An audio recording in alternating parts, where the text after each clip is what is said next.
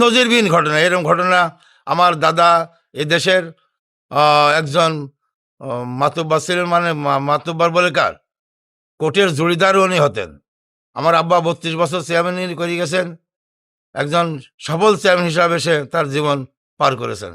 আমার বড় চাচা আব্দুল গনি বিশ্বাস, উনিও এই ১৪ গ্রামের প্রধান ছিলেন। না, এরকম ঘটনা ঘটেনি ওই সময়। আমার বাড়িতে ঘটনা ঘটে, এটা একটা পরিকল্পিতভাবে।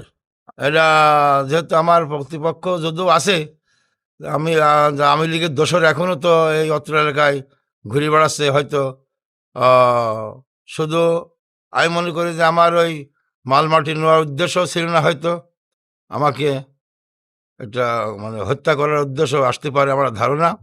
হয়তো আমি ১ ঘন্টা আগে যদি বাড়ির ভিতরে পৌঁছাতাম, তাহলে হয়তো আমাকে ওরা আঘাত করতে, কারণ বাড়িতে তো বেরোনোর কায়দা ছিল না, দৌড় মারার কায়দা তো ছিল না। এ ব্যাপারে কি আপনি থানায় কোনো লিখিত অভিযোগ করেছেন? থানায় আমি বাড়ি আসার ১০-১৫ মিনিট পর